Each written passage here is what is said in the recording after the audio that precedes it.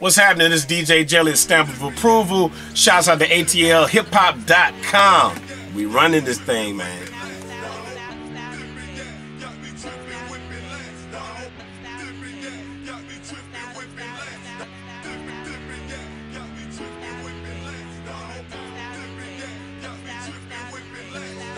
Man, we want to rap to you, man. So, how'd you get the name Jelly, and B, how'd you get into DJ? I got the name Jelly from some women. They said I was a sweet guy. Okay. That's it. You know, and I was like, hey, there we go. Let's run it. What brought you to Atlanta other than just DJing? The music, just the music, period. I was just bored in St. Louis and was just like, look, I need to go somewhere else. Literally. My mother was reading the Essence magazine with Bobby Brown, building a $1 gazillion home, and I just looked and said, I'm gone. Right. Seriously, it was literally that quick. I said, I'm out. I'm gone. And nothing happened here in St. Louis. So what was the scene when you got here? I know back then, Booty Shake music was pretty popular. It was new. LA Reading got settled pretty much, and you know they were just like the first real big industry thing happening here.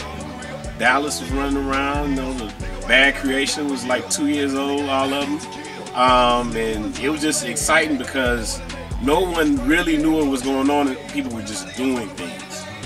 And he was just vibing, you know, Kilo coming up in the Magic City, he fresh out of high school, he up in it, you know, just new stuff. Outkast walking around trying, you know, putting their stuff together with the Dungeon family, you know, ready to get out here. So everybody was just doing things. Lil Jon throwing parties, you know, just regular parties, him and Cersei. So it was exciting because people were just doing things and what we love to do at that moment.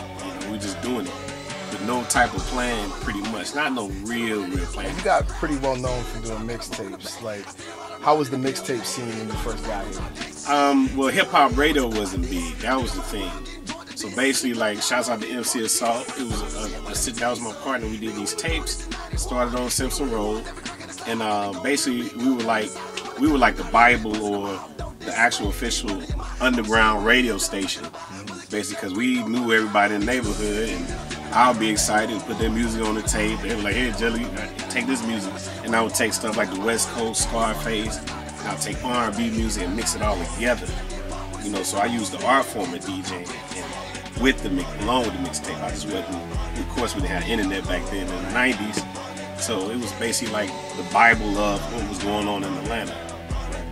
We were the mix, the official mix show before it became on the beat. Right. Now, I know with that also, I mean, you also had a record store, Big Oom Records, right? Yeah, that's my partner. Shouts out to the whole Oom Camp family. We started the retail business in the mid-90s. And basically what we had done, actually, as far as the Big Oom scene, it was the first independent hip-hop label in Atlanta. Like hip-hop, everything inclusive, like from the DJs to the record stores. We basically were the first model of that in Atlanta, period. Not in the South, but in Atlanta, as far as Atlanta movement. So definitely in the mid-90s, we came over there, it was like, hey, we're making this music, we can sell the music, we can help other artists. See, that was our thing. It wasn't so much we Big Oom Records and we don't give a damn, even though we had a little choir rivalry with Dungeon Family, because Dungeon Family was very artistic and a higher spiritual form, which was dope. I respected them, I loved them. And we were basically all these street thugs and stuff that was around, and I was just, hey, we need to do this, you know, we just putting that together. But yeah, that's what happened. That's how the whole vibe was, basically. Yeah, today, Atlanta's sound is the popular sound on radio today. Right. And you and some other people here in Atlanta have been credited for being the people that pushed that to the forefront. How do you feel about that? I mean, it's always a gift and curse with it. But it's a blessing to, you know, be one day you're in Japan and you're hearing this sound that you basically helped nurture.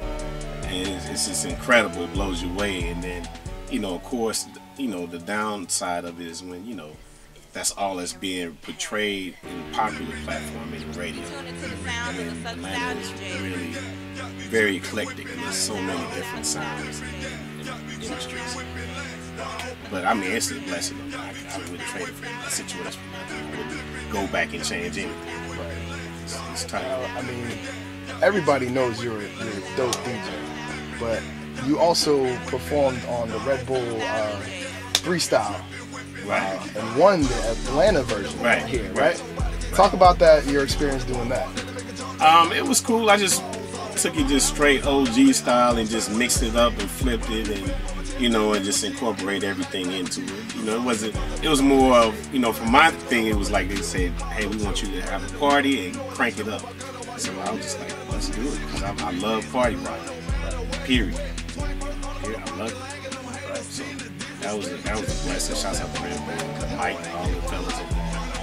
That was real tight. You know, at first I really wasn't gonna mess with it. I was like, well, I'm gonna do all this kind of stuff. I mean, I'm OG, but it was fun. Where can everybody find you? Social media, all that stuff. Social media, holler at me at The Real DJ Jelly. That's right, on Twitter and Instagram. Also, astheworldspins.com is the site. Shouts out to DJ Hot Sauce. That's what we do. It's a worldwide thing, man. That's all it is.